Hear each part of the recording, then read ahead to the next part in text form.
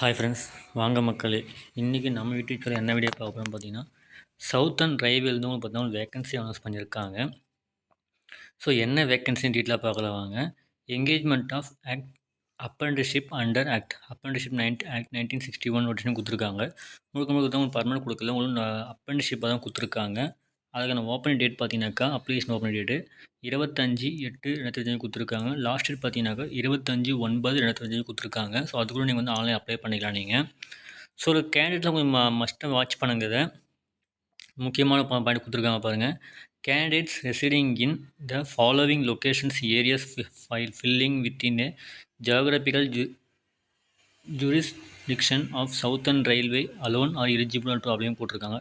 எந்தெந்த ஸ்டேட்னு பார்த்தீங்கன்னாக்கா, all state of Tamil Nadu apply பண்ணலாம், all union territory of Puducherry apply பண்ணலாம், all state of Kerala apply பண்ணலாம், all union territories Andaman Nicobar அந்த அப்ளை பண்ணலாம்.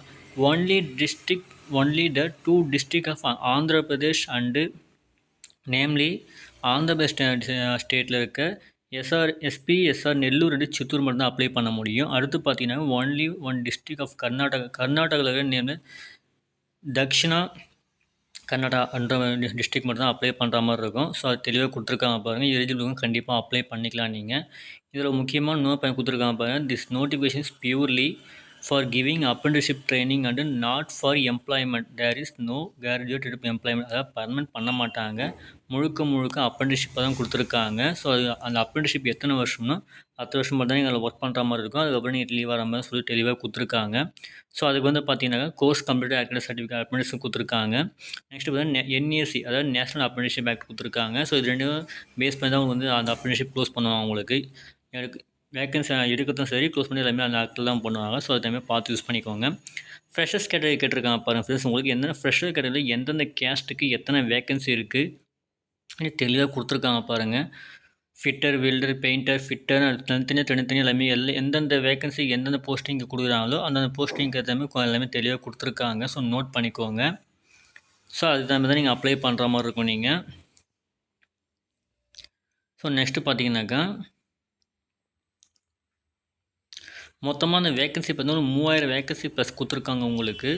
ஸோ இது கண்டிப்பாக இது தகுதி இருக்கவங்க கண்டிப்பாக அப்ளை பண்ணலாம். பட் நான் எப்பயுமே வந்து பர்மனெண்ட் பண்ண மாட்டாங்க, டெம்பரரி தான் அப்ரெண்டிஸ்ஷிப்பாக தான் கொடுத்துருக்காங்க உங்களுக்கு. ஸோ யூஸ் பண்ணிக்க கண்டிப்பாக யூஸ் பண்ணிக்கலாம் நீங்கள். ஸோ நெக்ஸ்ட்டு பார்த்தீங்கன்னாக்கா, உங்களுக்கு ஃபிசிக்கல் கொடுத்துருக்காங்க பாருங்கள். ஸ்டாண்டர்ட் ஆஃப் ஃபிசிக்கல் ஃபிட்டர்ஸ் கொடுத்துருக்காங்க. ஸோ அது வந்து ஷெடியூல் 2 அப்ரெண்டிஸ்ஷிப் ரூல்ஸ் ஆக்ட் கொடுத்துருக்காங்க. ஸோ அதெல்லாம் வந்து நீங்கள் ஃபிட்னஸில் கம்பல்சரி இது பண்ணுற மாதிரி இருக்கும் நீங்கள். ஸோ நெக்ஸ்ட்டு பார்த்தீங்கன்னாக்கா, உங்களுக்கு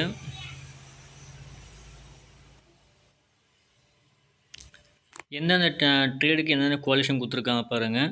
ஃப்ரெஷர் கேட்டகரினாக்கா ஃபிட்டர்னா என்ன, பெயிண்டர்னா என்ன, வெல்டர்னா அவங்களுக்கு என்னென்ன குவாலிஃபிகேஷன் 10th முடிச்சிருந்தாலே போதும் சொல்லியிருக்காங்க. ஃபிட்டர், பெயிண்டர், வெல்டர் வந்து பார்த்தா 10ஆம் முடிச்சிருந்தாலே போதும். அது ஈக்குவலாக படிச்சிருந்தோட ஓகே சொல்லியிருக்காங்க. அதுவே பார்த்தீங்கன்னா மெடிக்கல் லேப் டெக்னீஷியன் கொடுத்துருக்காங்க, ரேடியோலஜி, பேத்தாலஜி, கேர்டியோலஜி கொடுத்துருக்காங்க. அவங்க வந்து மினிமம் வந்து 12th முடிச்சிருக்கணும். 12th ஈக்குவலாக அந்த ஃபிசிக்ஸ், கெமிஸ்ட்ரி, பயாலஜி 12th அந்த கேட்டகரி முடிச்சிருந்தீங்கன்னா ஓகே சொல்லியிருக்காங்க. எக்ஸ்ஐடி பார்த்தீங்கன்னாக்கா fitter, machinist, MMP, turner, DSL mechanic, carpenter, painter, welder, wireman, advance welder, plumber, draughtsman, civil, மெக்கன் கொடுத்துருக்காங்க. இதுக்கெல்லாம் மொத்தமாக பார்த்தீங்கன்னா குவாலிஃபிகேஷன் வந்து பார்த்தீங்கன்னா 10th முடிச்சிருக்கணும். அது மேற்கொண்டு பார்த்தீங்கன்னா 10th 12th ரெண்டுமே முடிச்சிருக்கணும். அதுக்கும் மேற்கொண்டு பார்த்தீங்கன்னா ஐடிஐ கண்டிப்பாக முடிச்சிருக்கணும்னு சொல்லியிருக்காங்க. ஸோ அப்படி தான் உங்களுக்கு வந்து ஆட் பண்ணுவாங்க. நெக்ஸ்ட்டு பார்த்தீங்கன்னா எலக்ட்ரிஷியன், எலக்ட்ரானிக், மெக்கானிக்குன்னு சொல்லிட்டு எல்லா டிகிரியுமே உங்களுக்கு கொடுத்துருக்காங்க. ஸோ அது எல்லாத்தையுமே பார்த்தீங்கன்னா 10th 12th தான் வந்து மேக்ஸிமம் குவாலிஃபிகேஷன் கேட்டிருக்காங்க. அது பேஸ் பண்ணி பார்த்தோன்னா ஐடிஐ முடிச்சிருந்தீங்கன்னா ஓகேன்ற மாதிரி சொல்லியிருக்காங்க. ஸோ அதுக்கு தகுந்த மாதிரி வந்து பண்ணிக்கலாம். இதில் இன்னொன்று பார்த்தீங்கன்னா பீரியட் ஆஃப் ட்ரைனிங் கொடுத்துருக்காங்க பாருங்கள். உங்களுக்கு பீரியட் ஆஃப் ட்ரைனிங் பார்த்தீங்கன்னாக்கா, வெல்டர் பார்த்தீங்கன்னாக்கா 1 வருஷம் 3 மாதம் கொடுத்துருக்காங்க. பெயிண்டர், ஃபிட்டர் பார்த்தீங்கன்னா 2 வருஷம் கொடுத்துருக்காங்க. மெடிக்கல் லேப் டெக்னீஷியன் பார்த்தீங்கன்னாக்கா 1 வருஷம் 3 மாதம் கொடுத்துருக்காங்க. ஸோ அதான் உங்களுக்கு அந்த ட்ரைனிங் பீரியடாக இருக்கும். ஸோ அது வரைக்கும் தான் உங்களுக்கு வந்து அதில் அப்ரெண்டிஸ்ஷிப் ஆக்ட் அக்செப்ட் பண்ணுவாங்க. அதுக்கு மேலே வந்து பர்மனெண்ட் பண்ண மாட்டாங்க. அதுக்கான சேலரி பார்த்தீங்கன்னாக்கா ஃப்ரெஷர்ஸ் வந்து மாதிரி 10th தான் படிச்சிருக்கீங்க அப்படின்னாக்கா அவங்களுக்கு பெர் மந்த்துக்கு 6000 ஸ்டைப்பண்ட் மாதிரி கொடுக்குறாங்க. அதே ஃப்ரெஷர் வந்து 12th 7,000 பெர் மந்த்து கொடுக்குறாங்க. ஐடிஐன்னு பார்த்தீங்கன்னா ஸ்டைப்பண்ட் 7,000 பெர் மந்த்து கொடுக்குறாங்க. ஸோ தகுதி இருக்கவங்க கண்டிப்பாக அப்ளை பண்ணி யூஸ் பண்ணிக்கலாம். ஸோ அதுக்கான ஏஜ் லிமிட் பார்த்தீங்கன்னாக்கா மினிமம் வந்து 15 வயசு கம்ப்ளீட் ஆகணும்னு சொல்லியிருக்காங்க. மேக்ஸிமம் வந்து 22 24 இருக்கலாம் சொல்லியிருக்காங்க. 15 வயசுக்கு மேலே 24 25 வயசுக்குள்ளே இருக்கணும்னு கண்டிப்பாக சொல்லியிருக்காங்க. ஸோ அதுக்கு தகுந்த மாதிரி பார்த்துக்குங்க. நெக்ஸ்ட்டு பார்த்தீங்கன்னா திரும்பவும் சொல்லியிருக்கிறாங்க பாருங்கள் ஃப்ரெண்ட்ஸ், மோட் ஆஃப் எங்கேஜ்மெண்ட் கொடுத்துருக்காங்க. அது கம்பல்சரி அது வந்து ஜாப் வந்து பர்ன் பண்ண மாட்டோம் அப்படின்ற மாதிரி தெளிவாக சொல்லியிருக்கிறாங்க. உங்களுக்கு வந்து பார்த்தீங்கன்னா ஃப்ரெஷர்ஸு, ஐடிஐ, எக்ஸ்ஐடி, எம்எல்டி அதெல்லாம் பார்த்தீங்கன்னாக்கா உங்களுக்கு என்னென்ன பர்சன்டேஜில் மார்க் எடுக்கணும், எவ்வளோ பெர்சன்டேஜில் மார்க் எடுத்தால் எங்கள் எலிஜிபிலிட்டி எல்லாமே தெளிவாக கொடுத்துருக்காங்க. ஸோ நோட் பண்ணிவிட்டு அதுக்கு தகுந்த அப்ளை பண்ணுங்கள். நெக்ஸ்ட்டு பார்த்தீங்கன்னா ப்ராசஸிங் ஃபீ கொடுத்துருக்காங்க பாருங்கள். ஆல்வேஸ் எல்லாருக்குமே பார்த்தீங்கன்னா ரூ. 100 தான் அப்ளிகேஷன் ஃபீஸ் சொல்லியிருக்காங்க. இது நான் ரீஃபண்டபிள், அதாவது உங்களுக்கு அந்த அமௌண்ட் பே பண்ணிங்கன்னா அந்த அமௌண்ட் ரீஃபண்ட்லாம் பண்ண மாட்டாங்க. ஸோ எல்லாருமே ஒரே காஸ்ட்டாக கொடுத்து நான் ரூ. 100 பே பண்ணணும் அப்படின்னு சொல்லியிருக்காங்க. ஆன்லைன் பேமெண்ட் தான் பண்ணுற மாதிரி இருக்கும் நீங்கள். ஸோ அதை பார்த்து நோட் பண்ணிக்கோங்க. ஸோ இதான் ஃப்ரெண்ட்ஸ் உங்களுக்கு இன்ஃபர்மேஷன் கொடுத்துருக்காங்க. ஸோ இந்த வீடியோ பிடிச்சிருந்தா லைக் பண்ணுங்கள், ஷேர் பண்ணுங்கள், கமெண்ட் பண்ணுங்கள், மறக்காமல் சப்ஸ்கிரைப் பண்ணுங்கள். யாரெல்லாம் தகுதியில் கண்டிப்பாக அப்ளை பண்ணி யூஸ் பண்ணிக்கோங்க. So thank you friends.